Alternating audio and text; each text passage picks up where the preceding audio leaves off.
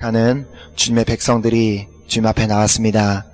이 시간 정말 오직 주님만이 필요하다고 고백하는 그 주님의 백성들, 주님의 사랑하는 자녀들 심령 가운데 말씀으로 충만하게 하여 주시옵소서. 하나님 아버지, 이 시간 말씀을 전하는 자나 말씀을 받는 자나 인간의 말로 받고 인간의 말로 전하는 것이 아니라 오직 하나님, 정말 사랑하는 우리 교회를 너무나 사랑하시는 하나님께서 우리 은혜교회 성도들에게 주시고자 하는 그 메시지만 전달되는 시간 되기를 간절히 소망하오니 하나님께서 이 시간 가운데 정말 함께 하시고 붙잡아 주시옵소서. 하나님, 특별히 저 말씀을 전하는 자는 오직 주님의 말씀을 전하는 도구로만 사용되기를 간절히 소망합니다. 이 시간 오직 주님께서만 홀로 영광 받아 주시옵시고, 이 시간을 통해서 정말 다시 한번 우리 가운데 살아계시며 우리 가운데 역사하시는 그 주님 한 분만을 만나는 시간 될 수 있도록 인도하여 주시옵소서. 감사드리오며 예수 그리스도 이름으로 기도드렸습니다. 아멘.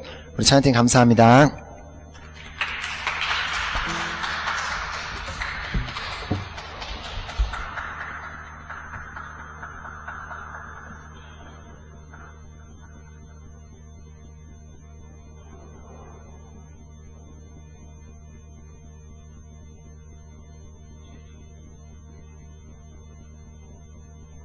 오늘 우리 한번 본문 말씀, 우리 시편 34편 말씀 보도록 하겠습니다. 시편 34편 말씀, 시편 34편 말씀 되겠습니다.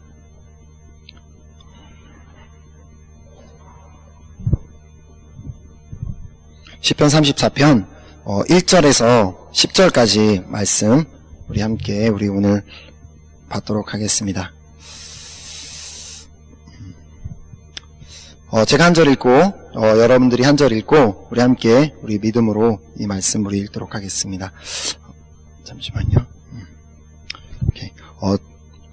내가 여호와를 항상 송축하며 그를 송축함이 내 입에 계속하리로다.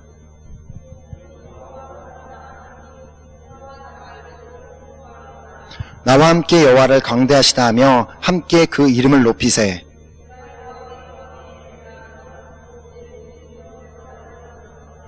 저희가 주를 앙망하고 광채를 입었으니 그 얼굴이 영영이 부끄럽지 아니하리로다.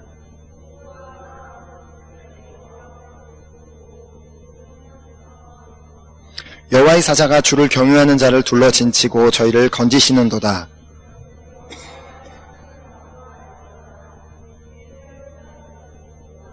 너희 성도들아, 여호와를 경유하라. 저를 경유하는 자에게는 부족함이 없도다.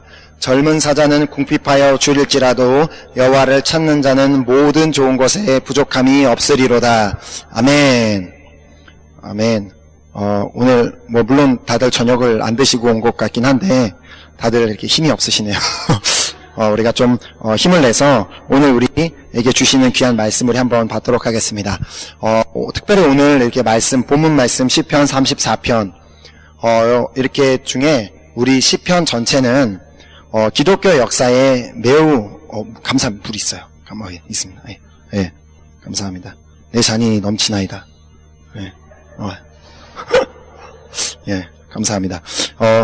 이 시편, 특별히 이제 시편은 이렇게 모든 1편부터 150편까지 하나님을 이렇게 찬양하는 그 시로 이제 적힌 그 말씀인데, 특별히 이 시편은 기독교 역사에 있어서 계속해서 이제 예수님이 오시고 나서부터 교회사가 이렇게 계속해서 발전하는 단계 가운데 매우 중요한 역할을 했습니다. 왜냐하면은 초대교회나 이렇게 옛날 이렇게 종교 개혁 시대나 그런 모든 시대를 지나면서 교회 안에서 드려지던 모든 찬양은 오직 그 시편의 말씀을 토대로만 찬양을 만들었기 때문입니다. 그래서 그 외에 다른 요즘에 이렇게 막 부르는 복음성과 같이 그 말씀에 있지 않은 다른 이렇게 언어를 사용해서 곡을 만드는 일은 없었고, 오직 시편만을 응용을 해서 이렇게 찬양을 만들고 시편 가사 그대로, 시편에 있는 말씀 그대로를 멜로디를 붙여서 찬양하고 했던 사용을 했었습니다. 그래서 그 교회에서 드려지던 모든 찬양을 시편을 토대로 만들었는데, 그 중에 특별히 그 150편의 수많은 시편 중에 거의 대부분을 오늘 본문의 저자, 시편 34편의 저자이기도 한 다윗이 이 모든 거의 대부분의 시편을 적었습니다. 우리가 한 가지 알 수 있는 것은 다윗은 진정한 대단한 음악가였습니다. 왜냐하면 제가 방금 말씀드린 것처럼 대부분의 시편을 다윗이 작사를 했습니다. 그래서 만약에 이렇게 요즘에 하는 것처럼 그 작사한 거에 대해서 어떤 이렇게 막 돈을 받는 걸 제가 한국말이 딸려서 잘 모르는데 저작권이 있으면 예, 다윗은 그때 당시에 왕일 때 부자였던 것보다 아마 지금이 더 떼부자가 됐을 텐데 이제 그런 이제 저작권을 가질 수 있을 만큼 이제 엄청난 그 시편을 작사했고 그리고 또 악기 연주에도 뛰어났다고 말씀이 기록하고 있습니다. 우리 한번 찾아볼까요? 사무엘상 16장 14절에서 18절까지 말씀. 사무엘상 16장 14절에서 18절까지가 다윗이 악기에도 얼마만큼 능통하고 뛰어난 실력을 갖고 있었는지를 기록하고 있습니다. 사무엘상 16장 14절에서 18절까지 말씀. 제가 읽겠습니다. 여호와의 신이 사울에게서 떠나고 여호와의 부르신 악신이 그를 번뇌케 한지라. 사울의 신하들이 그에게 이르되 보소서 하나님의 부르신 악신이 왕을 번뇌케 하온즉 원컨대 우리 주는 주의 앞에 모시는 신하에게 명하여 수금 잘 탈 줄 아는 사람을 구하게 하소서. 하나님의 부르신 악신이 왕에게 이를 때에 그가 손으로 타면 왕이 나으리이다. 사울이 신하에게 이르되 나를 위하여 잘 타는 사람을 구하여 내게로 데려오라. 소년 중 한 사람이 대답하여 가로되 내가 베들레헴 사람 이새의 아들을 본즉 탈 줄을 알고 호기와 무용과 구변이 있는 준수한 자라. 여호와께서 그와 함께 계시더이다. 그래서 그 사울이 이제 하나님 죄를 짓게 다윗을 미워하고 죄를 짓게 되면서부터 그때 이제 하나님의 신이 떠나면서 이렇게 아픈 일이 있을 때 신하들이 사울 왕을 위하여서 아름다운 음악을 연주를 해주면 그 병이 나을 것이다. 그런 얘기를 해서 수많은 나라의 이스라엘 땅에 얼마나 많은 사람들이 악기를 연주할 줄 아는 사람들이 있었겠지만 그 중에 특별히 다윗이 뽑혀서 왕 앞에 가서 연주를 할 정도면 다윗은 정말 엄청난 악기를 다룰 줄 아는 실력이 있었던 사람인 것을 우린 또한 알 수가 있습니다. 그렇게 다윗은 작사면 작사, 작곡이면 작곡에 아마 엄청나게 뛰어났던 그런 음악가였던 것 같은데 그런 다윗이 오늘 우리에게 찬양이 무엇인지 본문 말씀 시편 34편을 통하여서 찬양이 무엇인지를 알려주고 있습니다. 근데 우리 이렇게 시편 34편 시작하는 부분에 여러분 가지고 계시는 성경에는 어떻게 나와 있는지 모르겠는데 저는 이제 타블렛에 있는 어플리케이션에 있는 성경을 보다 보면 이렇게 앞에 이렇게 서문이 나와요. 서문에 다윗이 아비멜렉 앞에서 미친 척 하다가 쫓겨나서 지은 시라고 기록이 되어 있습니다. 이 시편 34편이 다윗이 아비멜렉 앞에서 미친 척을 하다가 쫓겨났다고 지었는데 근데 여러분들이 혹시 말씀을 좀 아시는 분들이 계시다면 다윗은 말씀에 기록된 상 아비멜렉이란 왕 앞에서 미친 척 한 적은 한 번도 없습니다. 그러면 도대체 다윗 왕이 여러분들이 아시긴 할 거예요. 분명히 어떤 왕 앞에서 미친 척을 하긴 했는데 어떤 왕 앞에서 미친 척을 하였는가? 우리 사무엘상 21장 12절에서 15절 말씀에 우리 나와 있습니다. 사무엘상 21장 12절에서 15절 말씀. 사무엘상 21장 12절에서 15절. 다윗이 이 말을 그 마음에 두고 가드 왕 아기스를 심히 두려워하여 그들의 앞에서 그 행동을 변하여 미친 채 하고 대문짝에 그적거리며 침을 수염에 흘리매 아기스가 그 신하에게 이르되 너희도 보거니와 이 사람이 미치광이로다. 어찌하여 그를 내게로 데려왔느냐? 내게 미치광이가 부족하여서 너희가 이 자를 데려다가 내 앞에서 미친 짓을 하게 하느냐? 이 자가 어찌 내 집에 들어오겠느냐 하니라. 이 말씀을 보면 아비멜렉 왕 앞에서 미친 척을 한 것이 아니라 가드 왕 아기스라는 그 왕 앞에서 미친 척을 했다고 말씀이 기록하고 있습니다. 그렇다면 왜 본문 말씀 시편 34편은 아비멜렉 왕 앞에서 쫓겨난 뒤에 기록했다고 이렇게 기록되어 있는가? 그렇다면 우리가 이제 한 가지 알아야 되는 것은 성경에 나오는 그렇다면 아비멜렉이란 왕이 어떤 인물인지 우리 한번 말씀을 통해서 찾아보도록 하겠습니다. 우리 아브라함 시대에 나타났던 아비멜렉 왕을 한번 보겠습니다. 창세기 20장 1절에서 2절 말씀입니다. 아브라함 시대에 있었던 아비멜렉 왕, 창세기 20장 1절에서 2절 말씀. 아브라함이 거기서 남방으로 이사하여 가데스와 술 사이 그랄에 우거하며 그 아내 사라를 자기 누이라 하였으므로 그랄 왕 아비멜렉이 보내어 사라를 취하였더니, 그리고 또 이삭의 시대에는 창세기 26장 1절에 보면은 블레셋 왕 아비멜렉이라고 기록되어 있습니다. 그래서 그랄 왕이며 또 블레셋 왕 아비멜렉인 것을 기록하고 있고요. 그리고 이제 사사기 시대에 보면은 사사기 9장에 보면 우리가 잘 알고 있는 기드온이라는 사람, 기드온과 몇 명이죠? 기드온과 30명? 70명이요? 300명사는 아니고요. 저 혼자 잘못 알고 있는 거예요? 그렇죠? 기드온의 300용사, 그 유명한 기드온의 아들 중에 아비멜렉이라는 사람이 있었습니다. 근데 그 아비멜렉이 자기가 이제 아버지가 돌아가시고 나서 이제 리더의 자리를 잡기 위해서, 왕이 되기 위해서 자신의 형제들 70명을 살해하는 엄청난 일을 벌입니다. 그래서 결국은 권력을 얻게 되는, 그것을 보면서 이제 아브라함 시대 때의 아비멜렉 왕, 그리고 사사기 시대에 있었던 아비멜렉 왕 두 사람의 모습을 보면 우리가 무엇을 깨달을 수 있냐면은, 먼저 아브라함에 있었던 아브라함 시대에 있었던 아비멜렉 왕은 자신이 원하는 것은 다 취하여야만 되는, 다 가져야만 되는 그런 왕이었습니다. 왜냐하면 다른 사람의 누이라고 해서 그냥 이쁘기 때문에, 사라란 여자가 이쁘기 때문에 그냥 무조건 내 부인으로 취하겠다, 그런 모습을 보였던 왕이었고, 사사기 시대의 아비멜렉, 기드온의 아들 아비멜렉 같은 경우에는 권력에 눈이 멀었기 때문에 내가 그 높은 자리에 올라가기 위해서는 그 어떤 방법이든 사용을 해서 내가 저 높은 자리에 권력을 얻고 명예를 얻겠다, 그런 왕을 이렇게 보이는 것을 보면서 결국 아비멜렉이라는 아비멜렉 왕이란 사람 자체가 우리가 살고 있는 세상을 의미하고 있습니다. 그래서 아비멜렉이란 단어 자체가 원어에서 보면은 멜렉이라는 단어가 왕이란 뜻이에요. 왕이란 뜻이고, 아비라는 것은 아버지. 그러면 왕의 아버지, 그렇게 해서 이렇게 흔하게 이렇게 불려지던 이름일 수도 있는데, 결국 아비멜렉은 세상을 의미하고 있습니다. 그래서 자신이 원하는 것을 가질 때, 또 방법을 가리지 않고 자신이 원하는 자리에 앉을 때 만족을 느끼는 그런 세상 왕을 표현하고 있는 것입니다. 그리고 세상 사람들은 그렇게 자기가 원하는 것을 가지고 자신이 원하는 자리, 1등의 자리, 자신이 원하는 이렇게 높은 직위의 자리에 앉았을 때 그것이 진정한 행복이라고 생각하고 또 기쁨이라고 생각하기도 합니다.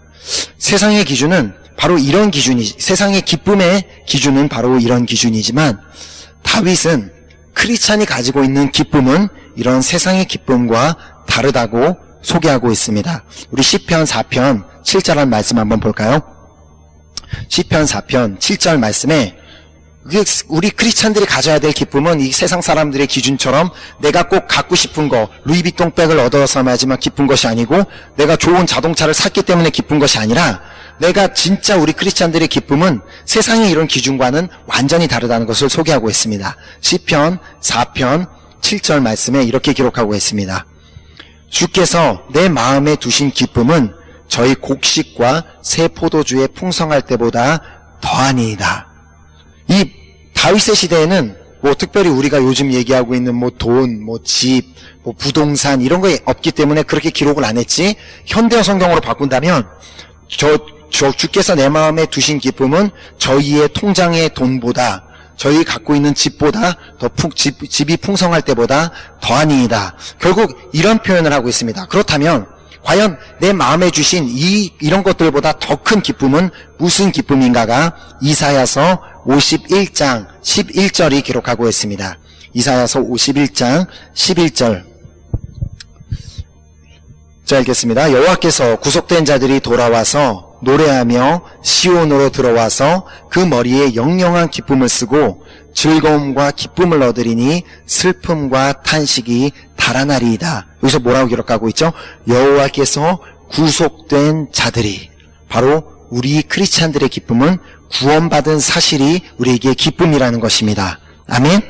우리가 어떤 세상의 기준처럼 내가 원하는 것을 꼭 가져야지만, 내가 1등의 자리에 있어야지만, 내가 꼭 좋은 학교에 들어가야지만 기쁨을 가지는 것이 아니라, 우리 크리스찬들의 기쁨의 기준은 바로 구원을 받았다는 그 사실 자체가 우리의 기쁨이라는 것을 하나님께서 말씀하고 계십니다. 그래서 빌립보서 4장 4절이 우리에게 또 이렇게 권면의 말씀을 하고 있습니다.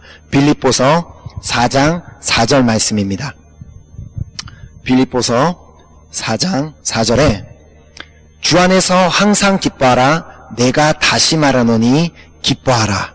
우리가 기쁘기에 우리가 정말 그냥 기뻐해야 되는 것뿐만이 아니라 정말 항상 기뻐하라고 바울 사도가 이제 빌립보서를 통하여서 우리에게 권면하고 있고요. 그렇다면 우리가 이렇게 기쁘기 때문에, 우리가 구원받았기 때문에, 너무나 기쁘기 때문에 해야 하는 것이 무엇인가? 시편 33편 1절에 다윗이 우리에게 이렇게 말하고 있습니다. 시편 33편 1절 말씀입니다. 너희 의인들아 여호와를 즐거워하라. 찬송은 정직한 자의 마땅히 할 바로다. 즉 우리가 정말 구원받은 기쁨이 그렇게 크다면 우리가 해야 되는 것은 바로 찬양이라는 것입니다. 우리가 방금 말씀을 듣기 전에 드렸던 그 찬양들처럼 우리가 기쁨을 진짜 내 안에 구원받은 기쁨이 있다면 우리가 늘 해야 되는 것은, 항상 기쁘기 때문에 해야 되는 것은 찬양이라는 것을 우리가 다윗을 통해서 하나님께서 우리에게 말씀하고 계십니다. 우리 보통 세상 사람들도 그렇잖아요. 내가 누군가가 되게 기쁜 일이 있을 때, 막 이렇게 내가 원하던 것을 가졌을 때, 내가 원하던 것을 샀을 때, 내가 정말 원하던 1등을 했을 때 막 사람들이 막 노래 부르잖아요. 막 콧노래 부르고, 막 한국 같은 경우에는 너무나 기쁘니까 막 노래방 가서 막 더 크게 막 노래하고 막 이러는 것처럼, 우리 그런 세상의 기준 사람들도 그렇게 하는 것처럼 우리 크리스찬들도 기쁘기 때문에 노래가 나오는데 그것이 바로 찬양이라는 것입니다. 그래서 다윗은 그 자신의 삶으로 찬양이 무엇인지 본을 보여줬던 그런 사람이었습니다. 특별히 다윗이 이 시편 34편을 통하여서 정확하게 찬양이 무엇인지를 우리에게 가르쳐주고 있습니다. 근데 이렇게 보면은 제가 아까 우리가 본 것처럼 이제 시편 34편 서두에 보면 다윗이 아비멜렉 왕 앞에서 미친 채 하다가 쫓겨난 후에 지은 시라고 기록이 되어 있다고 얘기했습니다. 그렇다면 왜 찬양이 무엇이라고 가르쳐주길 원하는 이 시편 34편이 미친 채 하다가 쫓겨난 후에 지은 시라고 굳이 그 앞에 그 타이틀을 붙였어야만 할까요? 이렇게 그 다윗의 그 모습을 이렇게 그 아비멜렉 왕 앞에서 쫓겨나서 미친 채 하다가 쫓겨나서 지은 시라고 굳이 왜 그런 타이틀을 붙였어야만 되는가? 왜냐하면 우리 찬양하는 크리스찬 역시도 세상 앞에서 어떤 미친 사람처럼 보여야 되기 때문입니다. 제가 말하기 원하는 것은 찬양할 때 이렇게 막 미친 사람처럼 막 이렇게 하라고 그거를 말씀드리는 게 아니에요.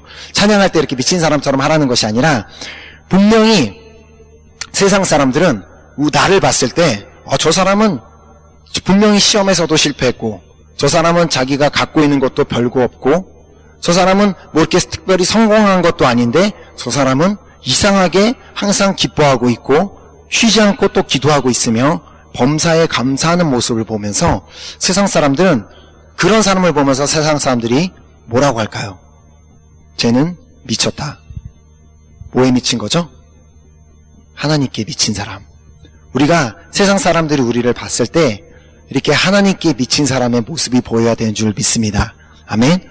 저도 사실 그렇게 그런 사람이 되고 싶은데, 사실 그렇게 들을 기회는 별로 없었어요. 쟤는 예수쟁이다, 예수의 미친놈이다, 이런 얘기를 들어보진 못했는데, 군대에 있을 때 한번, 제가 이제 여러분들이 아시는 분들도 있겠지만, 제가 이제 공수부대, 특전사 부대라는 데를 나왔기 때문에, 우리 부대는 낙하산을 타야만 됐습니다. 그래서 낙하산을 타기 위해서는, 낙하산에서 떨어져서 안전하게 착지하기 위해서는 우리 다리 훈련을 잘해야 되기 때문에 3주 동안 낙하산 타기 훈련을 공중에서 하는 게 아니라 바닥에서 계속 뒹굴 계속 구르기만 해서 바닥에서 되게 힘들게 훈련을 계속 시키는 그런 훈련을 합니다. 그리고 계속해서 막 앉았다 일어났다 시키고 그래서 계속 소리 지르게 해서, 저는 여러분들이 잘 아시는 것처럼 목이 되게 잘 쉬기 때문에 목이 다 쉬어갖고 하나 둘 소리도 못 지르고 그런 상황 가운데 중간에 수요 예배가 돼서, 저는 당연히 수요 예배가 됐기 때문에 그런 목소리와 지친 몸을 이끌고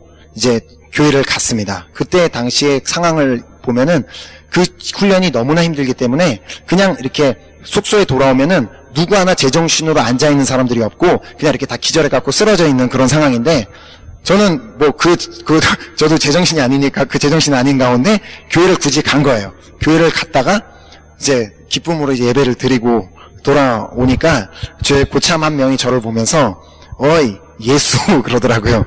그래서 그렇게 솔직히 나를 이렇게 예수 부르니까 내가 그렇게 예수님 같이 보였나 그런 마음이 들면서 참 기쁘더라고요. 그런데 물론 이제 그 이후에 좀 그 고참에 좀 핍박이 있는 고참이긴 했지만 그래도 뭐 이런 상황 가운데 니는 꼭 거기 교회를 가야 되겠느냐 뭐 이런 식으로 얘기를 하긴 했지만 그래도 결국은 제가 어떤 주님한테 하나님한테 미친 모습을 보였기 때문에 그런 얘기를 들었다는 얘기를 생각을 하면서 정말 우리 주님 앞에 이렇게 찬양을 드린다는 것 자체가 우리가 찬양을 드릴 수 없는 상황이고 어려운 상황 가운데 있고 내 삶에 문제가 많지만 세상의 기준으로는 도저히 찬양할 수도 없고 감사할 수도 없는 상황이지만 그곳에서 진정한 찬양이 나오고 진정한 감사를 드릴 수 있는 사람의 모습을 세상이 본다면 저 사람은 정말 이상한 사람이다, 미친 사람이라고 할 수 있을 만큼 우리가 그래야 그런 사람이 돼야 된다는 것입니다. 그래서 욥의 아내가 그의 남편 욥에게 했던 말이 꼭 이 말입니다. 욥기 2장 9절 말씀 한번 볼까요? 욥기 2장 9절 말씀에 욥의 아내가 정말 욥에게 이렇게 얘기합니다. 욥기 2장 9절 말씀. 그 아내가 그에게 이르되 당신이 그래도 자기의 순전을 굳게 지키느뇨 하나님을 욕하고 죽으라. 우리가 진짜 우리는 믿음으로 어려운 환경 가운데 기뻐하고 감사하는 모습을 세상이 본다면 세상은 우리 보고 미쳤다고 할 것이며 또한 이 욥의 아내처럼 차라리 네가 뭐 하고 있는 거냐? 네가 하나님이란 그 신을 믿으면서 그냥 차라리 욕하고 죽는 것이 낫다고 아마 세상 사람들은 우리에게 이렇게 말할 수 있습니다. 그렇지만 우리가 잘 알아야 되는 것은 우리가 아무리 어려운 환경 가운데 있고 아무리 어려운 상황 가운데 있다 할지라도 그 환경을 이기게 할 수 있는 우리에게 무기가 하나 있는데 물론 우리가 말씀과 기도도 너무나 그건 당연한 거지만 그 이후에 하나 더 있는 중요한 무기가 바로 찬양입니다. 그렇기 때문에 다윗은 그 누구보다 그 사실을 너무나 잘 알고 있었기 때문에 그렇기 때문에 그는 미친 채 하다가 그 왕 앞에서 이렇게 미친 채 하고 막 수염에다 막 침 흘리고 막 뭐 이렇게 한마디로 여기서 자세히 얘기는 안 했지만 다윗이 어떻게 보면은 벽에다가 똥칠을 했을지도 몰라요. 막 이렇게 어떻게 해서든 최대한 미친 척 해 보이려고 막 그런 모습을 보이는 그런 상황, 그렇게 미친 채 하다가 쫓겨난 후에 이 시편 34편을 지었던 것이었습니다. 그럼 사실 다윗이 아기스 왕 앞에서 미친 사람이라고 쫓겨난 후에 이런 찬양을 드리는 것은, 이런 찬양시를 짓는 것은 우리가 일반적인 상식으로는 불가능한 일이었습니다. 자기가 정말 그 상황 가운데 혹시나 그 왕에게 내가 죽지는 않을까, 죽임을 당하지는 않을까 하기 위해서 살아남기 위해서 자기는 그때 당시에 군대 장관으로서 자신의 가지고 있던 이미 모든 것을 잃은 상태였습니다. 왜냐하면 사울 왕이 다윗을 시기하여서 죽이려고 했고 그래서 자기는 도망쳐야만 됐기 때문에 자신이 갖고 있던 군대 장관으로서 가지고 있던 모든 것을 다 버리고 이미 나와 있던 상황이었고 그리고 또 군대 장관으로서 자신의 그 자존심이라는 게 있는데 자존심을 내어버리고 기껏 그 상황 가운데 살아나겠다고 미친 채 하면서 막 침 흘리고 막 벽에다가 똥칠하는 그런 모습을 보이면서 자기 자신을 봤을 때 그거는 매우 창피하고 우리가 이렇게 세상적인 용어로는 쪽팔린 상황이었겠죠. 그렇지만 그런 상황 가운데서 다윗은 찬양을 했습니다. 찬양을 할 수 있는 상황이었기 때문에 찬양을 한 것이 아니라 자신이 정말 그렇게 창피하고 정말 부끄러운 그런 상황 가운데 있었다 할지라도 다윗이 선택했던 것은 찬양이었습니다.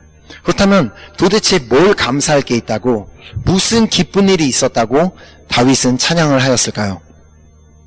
다윗이 찬양할 수 있었던 것은, 그런 상황 가운데도 찬양할 수 있었던 것은 바로 다윗이 찬양이 무엇인지를 정확하게 알고 있었기 때문이었습니다.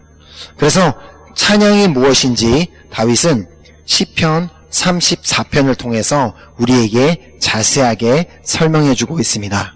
그래서 우리가 한번 본문 말씀 우리 1절부터 한번 볼까요? 시편 34편 1절부터 우리가 한번 보도록 하겠습니다. 내가 여호와를 항상 송축하며 그를 송축함이 내 입에 계속하리로다. 먼저 찬양은 여호와를 송축하는 것입니다. 여호와를 송축하는 것이라고 다윗이 기록하고 있습니다. 그리고 송축하되 계속해서 송축하라고 말씀이 기록하고 있습니다. 그렇다면 과연 이 다윗이 말하고 있는 송축하는 것이 무엇인가? 우리가 찬양할 때도 뭐 송축하리라 뭐 이렇게 찬양을 하는데 송축하는 것이 무엇인가? 우리 말씀 찾아보도록 하겠습니다. 열왕기상 8장 15절 말씀입니다. 열왕기상 8장 15절 말씀이 송축하는 것이 무엇인지에 대해서 설명하고 있습니다. 열왕기상 8장 15절 말씀. 왕이 가로되 이스라엘 하나님 여호와를 송축할지로다.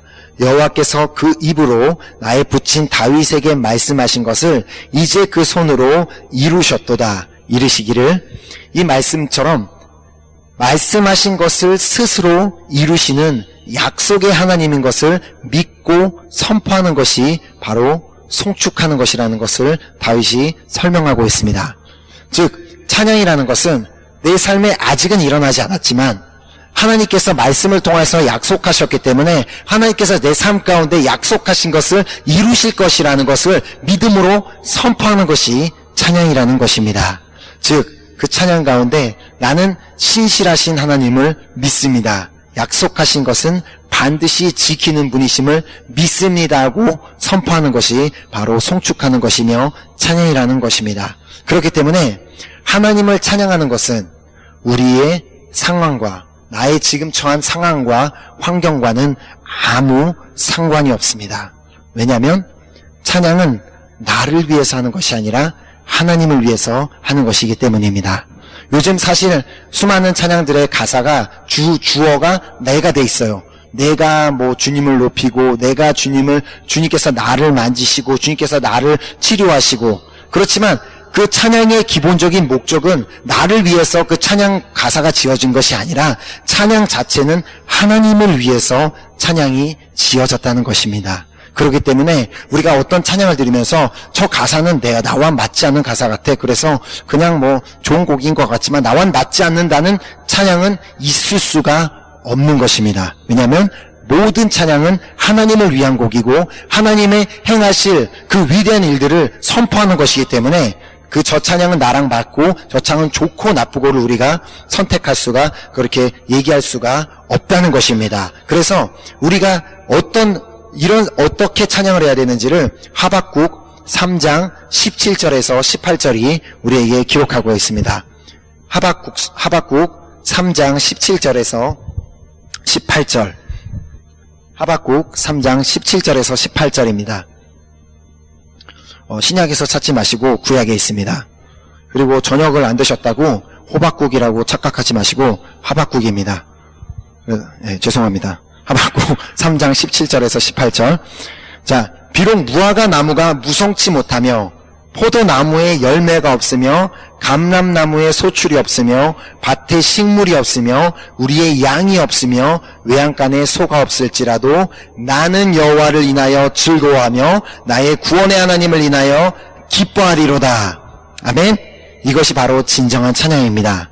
이 고백이 우리 은혜교회 모든 성도들의 고백이 되기를 간절히 소망합니다. 아멘. 기쁘고 정말 모든 일이 다 잘 될 때 주님 앞에 막 기쁨으로 찬양하는 것은 그 어떤 사람도 할 수 있습니다. 하지만 힘들고 정말 절망적인 상황이고 아무것도 가진 것이 없고 아무것도 보이지 않는 그런 삶 가운데 있을 때 주님 앞에 기쁨으로 찬양하는 것이 진정한 찬양인 것입니다. 찬양은 또한 약속하신 것을 반드시 이루시는 그 하나님을 신뢰한다는 그 고백인 것입니다.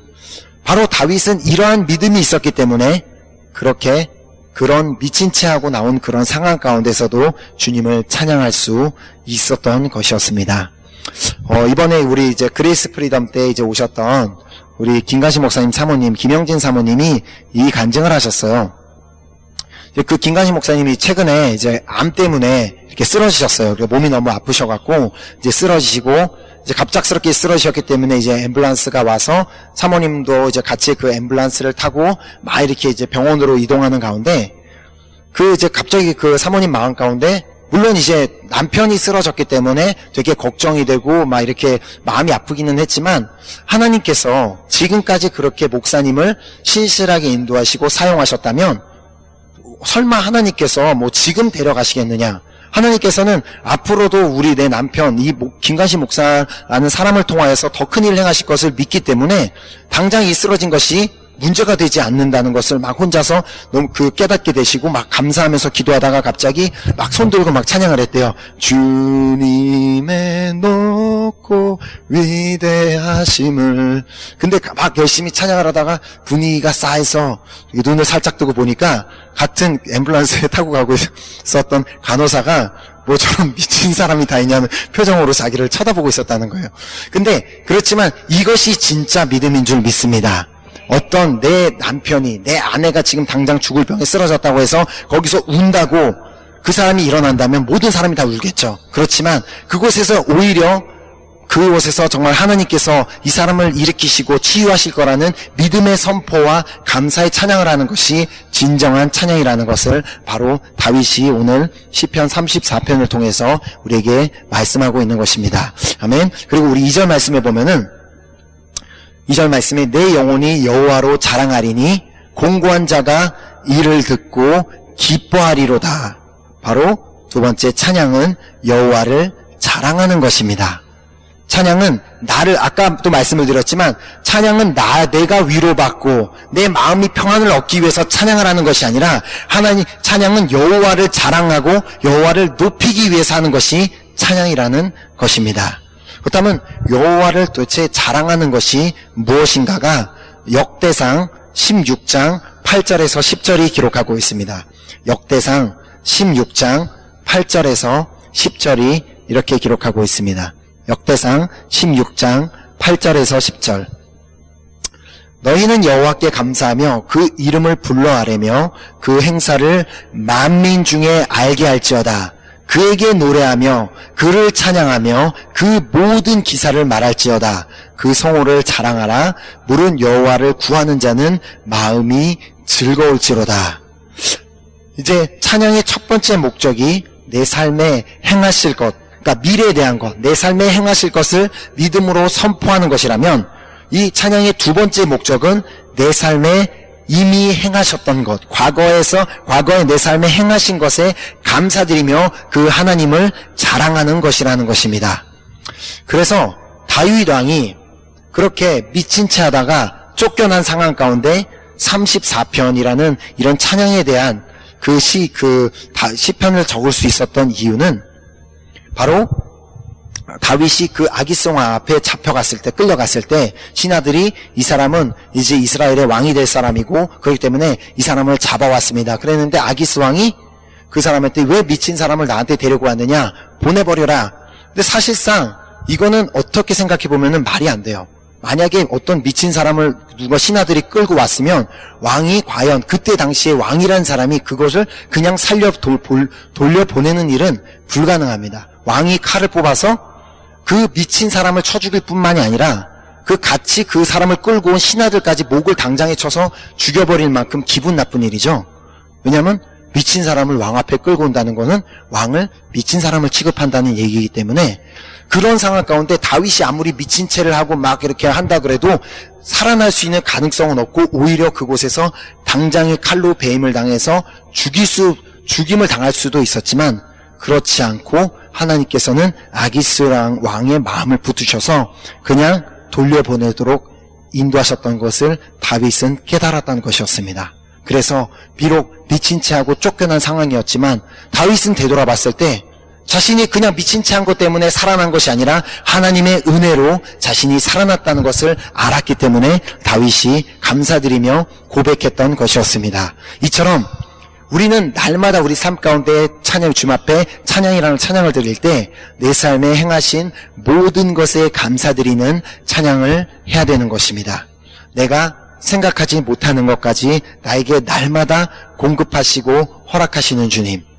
우리가 사실 생각지 못하지만 내가 눈을 떴을 때 나는 지금 그냥 자연스럽게 숨을 쉬고 있지만 하나님께서 이 산소를 만들어 주셨기 때문에 내가 숨을 쉬고 있고, 내가 아침에 씻으려고 물을 틀었지만 그것이 그 수도관에서 물이 나오는 것이 아니라 하나님께서 그 물을 허락하셨기 때문에 그 물이 나온 것이고, 내가 오늘 아침 대중교통을 타고 학교를 가건 직장을 가든 어디를 가든 하나님께서 그 대중교통이 멀쩡하게 잘 갈 수 있도록 인도하고 계시기 때문에 내가 멀쩡하게 잘 갈 수 있다는 그 작은 사실 하나하나를 깨닫는다면 우리가 우리 삶에 사실 불평할 것보다 감사할 것이 더 많을 줄 믿습니다.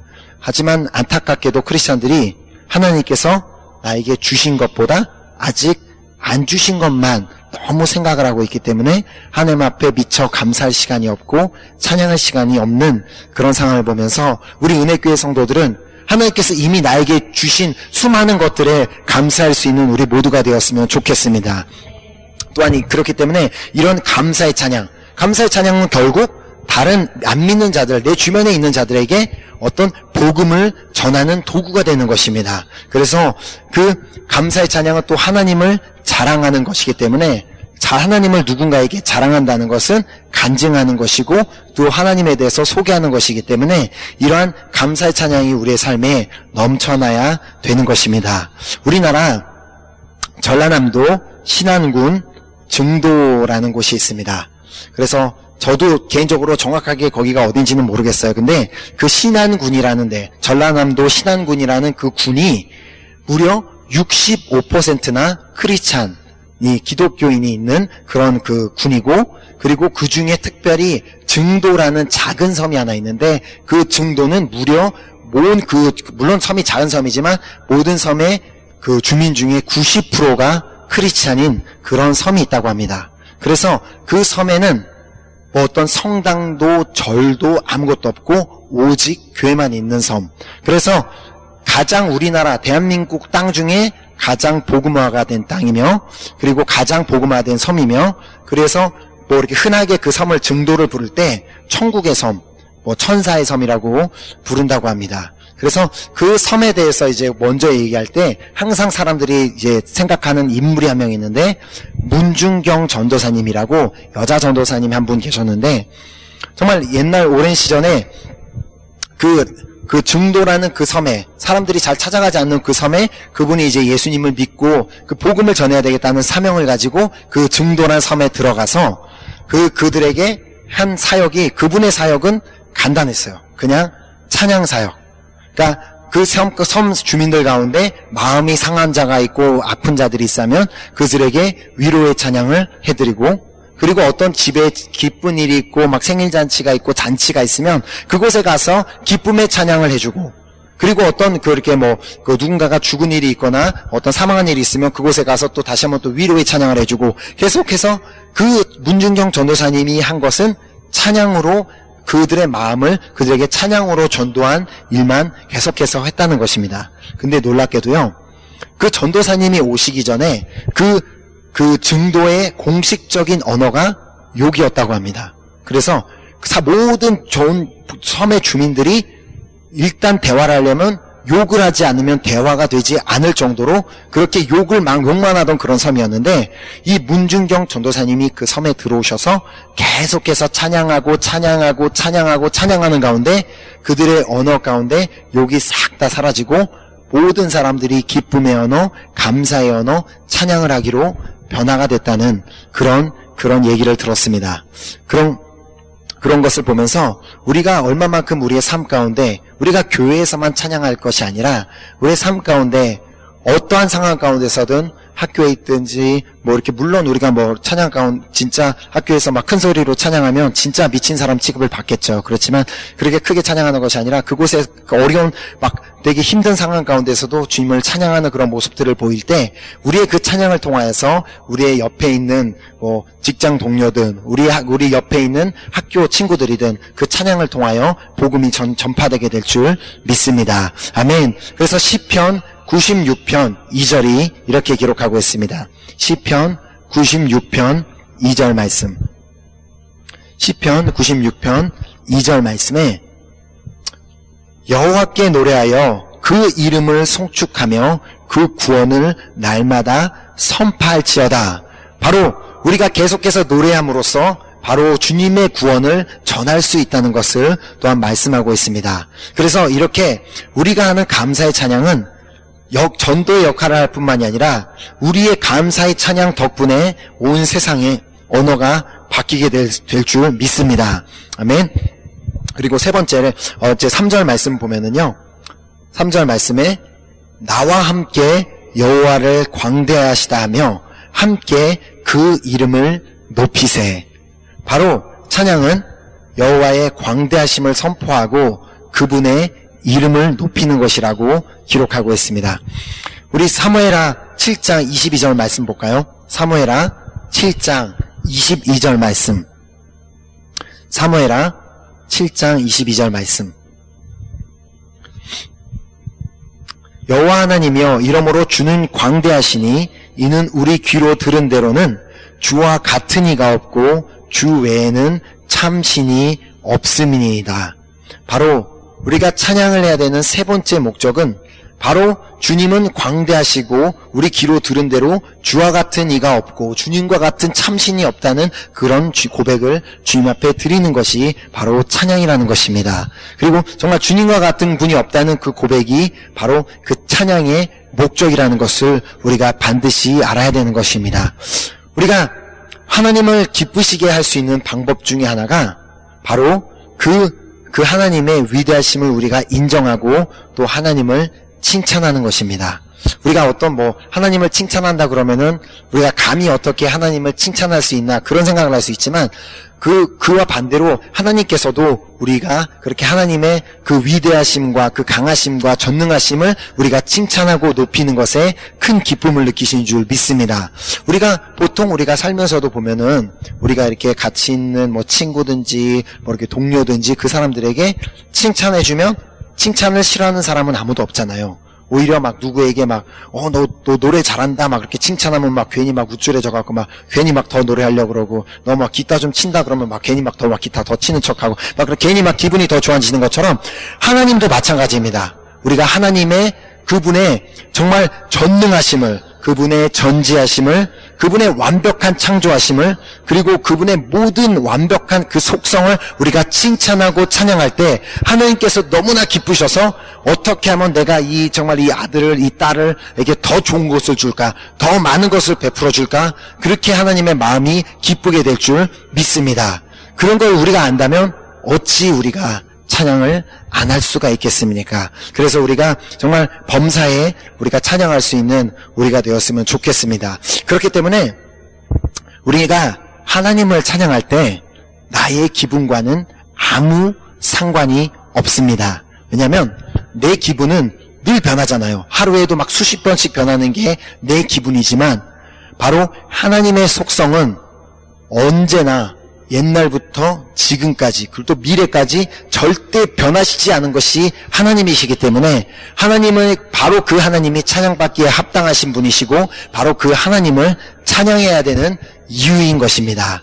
이렇게 찬양하기로 결단하는 자들에게 주시는 축복을 오늘 본문 말씀 시편 34편 4절부터 10절까지 기록하고 있습니다.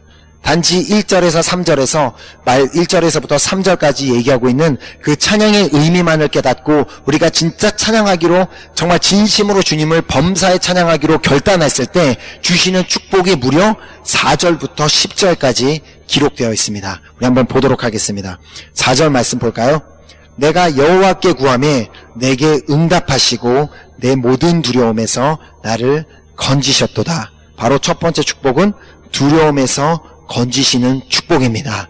우리가 찬양할 때 우리의 삶의 모든 두려움에서 우리를 건지시는 그 축복을 받게 되는 것입니다.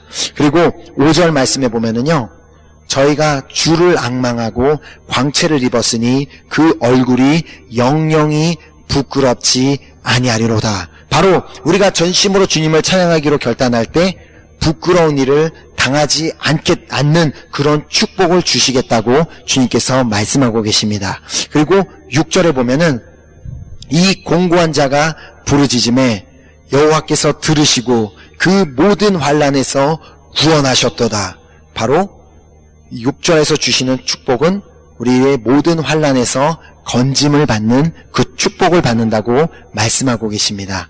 그리고 7절에 보면 여호와의 사자가 주를 경외하는 자를 둘러진치고 저희를 건지시는도다. 바로 주님 앞에 모든 상황 가운데 범사의 주님을 찬양하기로 결단하는 자는 주님께서 보호하시겠다는 그 보호하심의 축복을 주시겠다고 말씀하고 있습니다. 여러분 별로 이렇게 그 축복이랑 관심이 없으세요? 여러분이 이 축복이 여러분의 축복이 될 것을 안 믿으세요 혹시? 믿으시죠? 아멘. 정말 믿으셨으면 좋겠습니다. 아멘. 8절엔 너희는 여호와의 선하심을 맛보할지어다. 그에게 피하는 자는 복이 있도다. 바로 8절에 말하고 있는 것은 우리가 피할 곳이 있는 축복. 우리가 막 비가 내리는데 우리가 몸을 피할 곳이 없다면 다 젖어야 되겠지만 우리에게 우산이 있다면 우리가 또 피할 곳이 있다면 우리가 기쁨을 누리고 만족감을 느낄 수 있는 것처럼 우리 하나님이 바로 우리가 피할 곳이 되시겠다는 그 피할 곳이 있는 축복을 주시겠다는 것입니다. 그리고 9절 말씀에 너희 성도들아 여호와를 경외하라.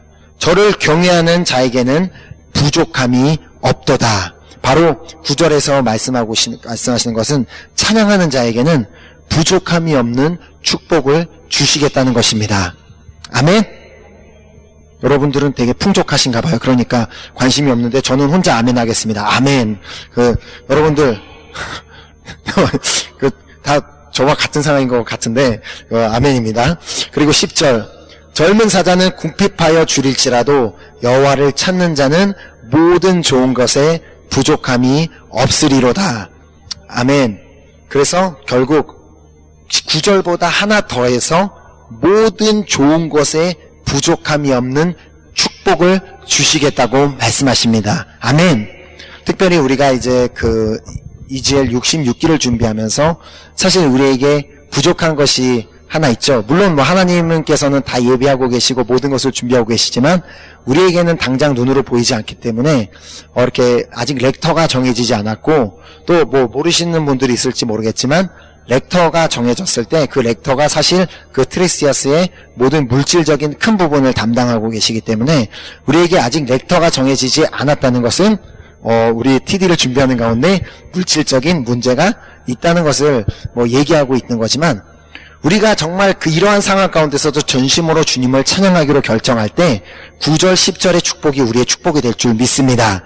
너희 성도들아 여호와를 경외하라. 저를 경외하는 자에게는 부족함이 없도다. 젊은 사자는 궁핍하여 줄일지라도 여호와를 찾는 자는 모든 좋은 것에 부족함이 없으리로다. 아멘. 우리가 정말 믿음으로 어떠한 상황 가운데서든 정말 주님의 위대하심을 선포하고 찬양하는 가운데 하나님께서 우리의 부족한 모든 것을 채워주시는 그 축복을 주실 것을 믿습니다. 이것이 바로 우리가 찬양해야 하는 이유인 것입니다. 그렇기 때문에 찬양은 우리가 기분이 좋을 때만 하는 것이 아닙니다. 찬양은 항상 또 쉬지 않고 범사에 하는 것이 찬양입니다. 찬양은 내 삶에 앞으로 내 삶 가운데 아직은 보이지 않지만 내 삶 가운데 미래에 행하실 모든 일에 대한 감사이며 또 내 삶에 이미 행하신 모든 일에 대한 감사이며 또 찬양은 하나님을 높이는 하나님의 그 위대하심을 그 광대하심을 크심을 높이는 칭찬인 것입니다. 이렇게 우리가 정말 우리 모두가 찬양하기로 결정하고 우리가 그렇게 실천에 옮긴다면 그 다윗이 정말 찬양으로 인생이 완전히 역전되어서 자신이 정말 미친 채하고 간신히 살아서 나왔을 때 상황에는 막 쫓겨다니는 상황, 정말 가진 것도 없고 정말 너무나 불쌍한 그런 상황이었지만 그런 상황 가운데서도 정말 주님을 찬양했을 때 다윗이 자신의 왕위를 되찾고 왕으로서 정말 나라를 다스리고 모든 것을 다시 풍족하게 가질 수 있었던 것처럼 우리도 그렇게 다윗처럼 찬양하기로 결정했을 때 우리 인생도 다윗처럼 인생이 역전되고 축복받는 삶이 되기를 간절히 축복합니다. 아멘. 정말 그렇게 믿으시죠? 아멘. 그렇다면 우리 함께 우리 찬양으로 한번 우리 고백하면서 우리 고백하고 우리 기도했으면 좋겠습니다.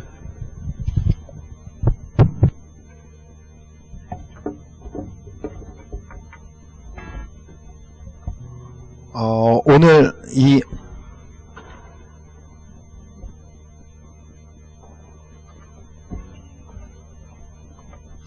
오늘 어떻게 보면 이 주님께서 우리 시편 34편을 통해서 우리에게 말씀하여 주신 것이 이 찬양에 이렇게 모든 것이 이렇게 좀 레주메 되어 있다는 그런 느낌이 있습니다. 그럼 정말 우리가 주님을 찬양해야 되는 것은 풍요할 때도 또 어떤 거칠은 인생길을 걸어갈 때도 주님을 찬양해야 된다는 그 고백이 이 찬양에 그대로 담겨 있습니다. 그렇기 때문에 오늘 우리가 말씀을 정말 믿음으로 받았다면 이 찬양도 우리가 믿음으로 선포하는 가운데 우리 삶 가운데 놀라운 축복들을 허락하실 주님을 믿습니다. 아멘. 우리가 함께 우리 믿음으로 함께 찬양했으면 좋겠습니다.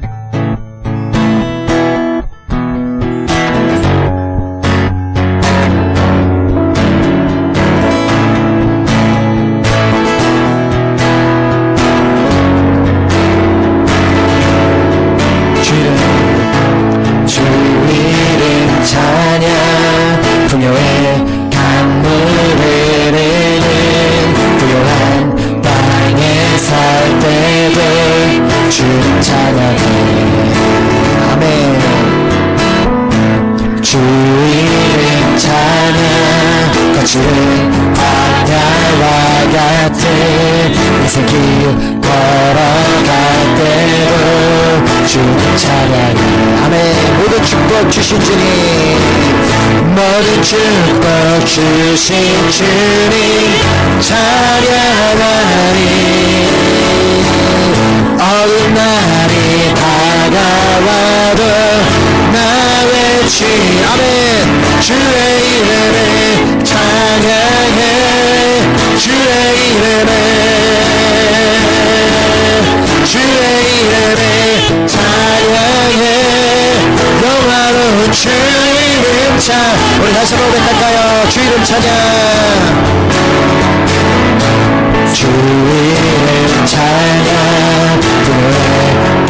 우리는 부요한 땅에 살 때에 주님 찬양. 아멘. 주 이름 찬양. 거칠은 광야와 같은 인생길 걸어갈 때도 주님 찬양. 우리 믿음으로 선포할까요? 모든 축복, 모든 축복 주신 주님 찬양하.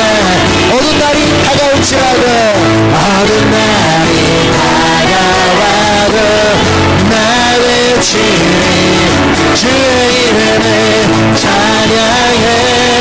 주의 이름에, 주의 이름에 찬양해.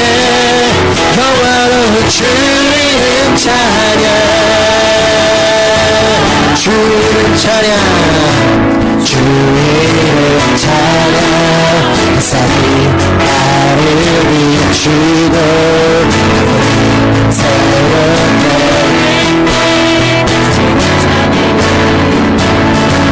주님 찬양.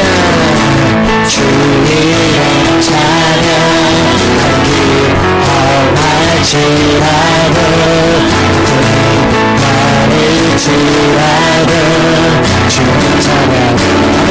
모든 축복 주신 주님, 모든 축복 주신 주님 찬양하니. 어두운 날이 다가와도, 어두운 날이 다가와도 나 외친 주의 이름에, 주의 이름에 찬양해. 주의 이름에, 아멘. 주의 이름에 찬양해. 영화로운 주 이름 찬양. 주의 이름에 찬양해.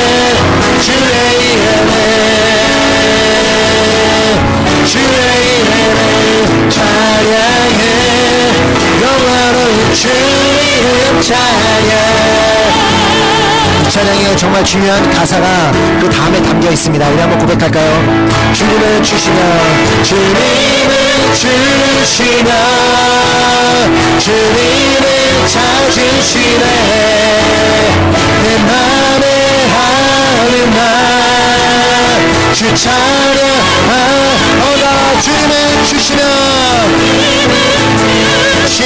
주님을 찾으시네 내 맘에 하는 말 주 찬양하오다 주님을 주시며 주님을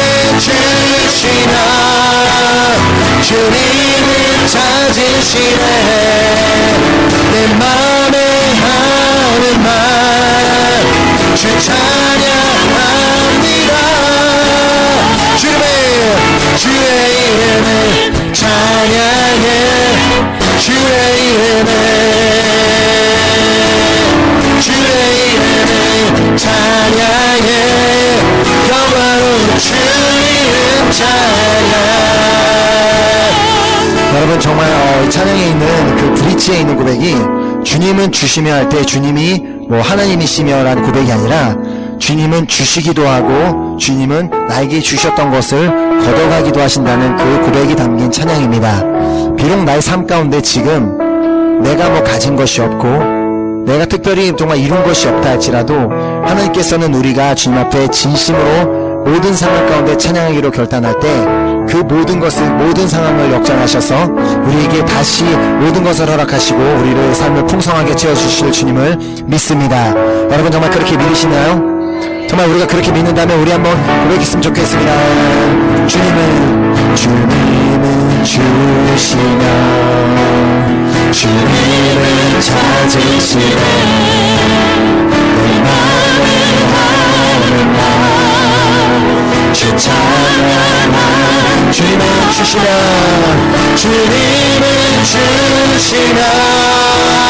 주님을 찾으시네 내 맘에 하는 말 주 찬양합니다 주의 이름에 찬양해 주의 이름에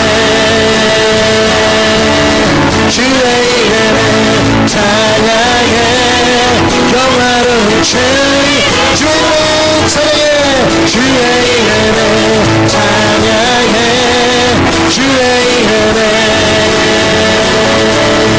주의 이름에 찬양해 영화로운 주 이름 찬양 주의 이름에 찬양해 우리가 모든 삶 가운데 우리가 어려운 환경 가운데서도 주의 이름에 찬양해 영원한 주 이름 이 시간 우리가 주여 한번 부르시고 기도하겠습니다. 주여